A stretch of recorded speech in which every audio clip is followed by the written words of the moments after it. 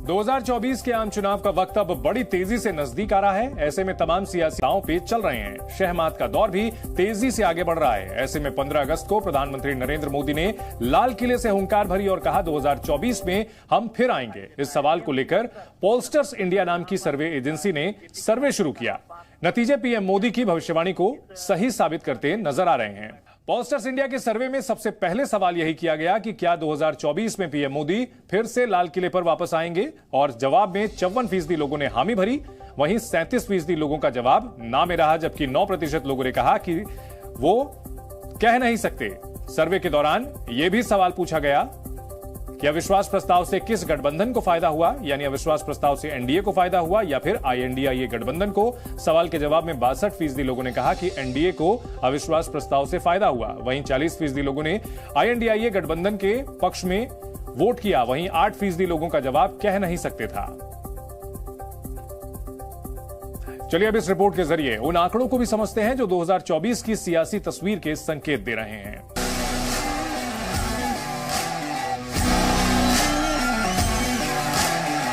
2024 में फिर मोदी का लाल किला।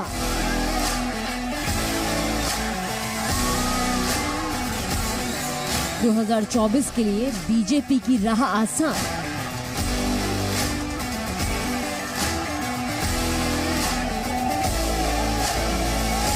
माना जाता है कि राजनीति में आंकड़े मायने रखते हैं। राजनीति आंकड़ों के अंक गणित का ही खेल है। ये बात मोदी शाह के दौर की बीजेपी बखूबी जानती है। चुनाव छोटा हो या बड़ा, हर मौके पर मोदी शाह ने ये साबित किया है कि जीत हमेशा बड़ी होती है।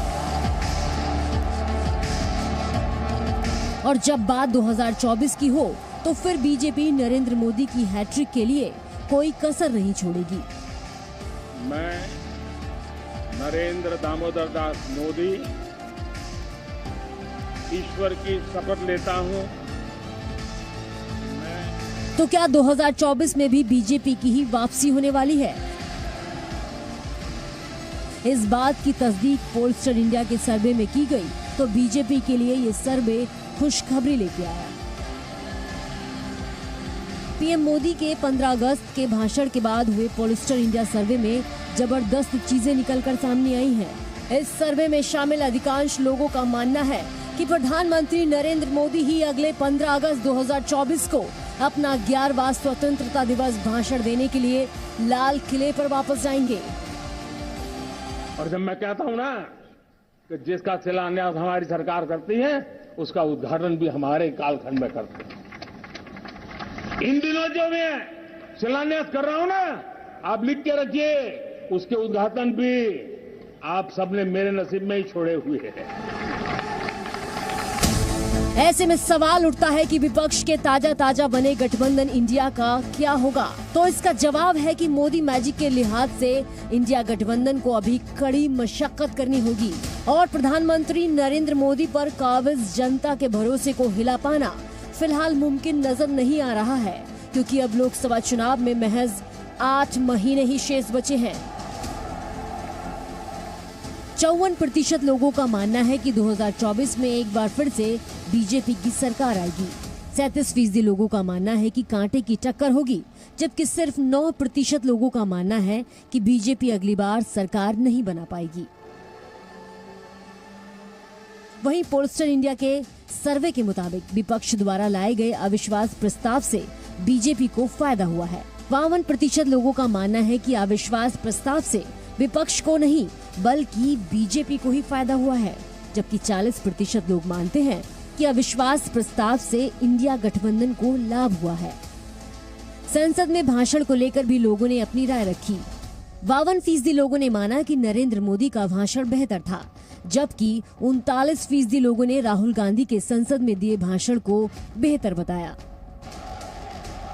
पिछली बार उत्तर भारत और पश्चिम भारत में एनडीए ने 220 सीटें जीती थी। इन दोनों ही जगहों के मतदाता एक बार फिर से भरोसा जता रहे हैं, तो दूसरी तरफ पूर्व और दक्षिण के मतदाता मानते हैं कि 2024 चुनाव में चुनावी मैदान अभी सबके लिए खुला हुआ है। जाहिर है इस सर्वे से ये भी साफ हो गया है कि कि लगातार 9 साल के बाद भी प्रधानमंत्री नरेंद्र मोदी का जादू बरकरार है और जनता का पीएम मोदी के चेहरे पर भरोसा कायम है। ब्यूरो रिपोर्ट, जी मीडिया।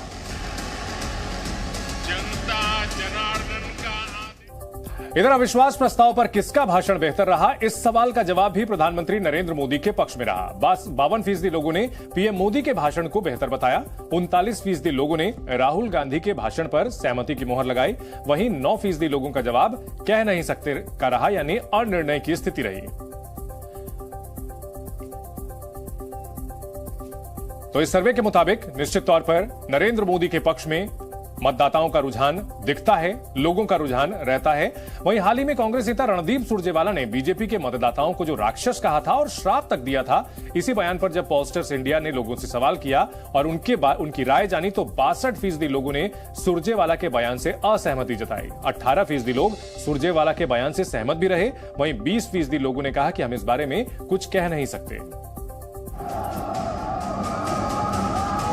चुनावी मौसम में कौन सा मुद्दा तूल पकड़ लेगा, कौन सा बयान भारी पड़ेगा और किस बात का कितना बड़ा मुद्दा बन सकता है, सियासत के माहिर खिलाड़ी इसे बखूबी जानते हैं।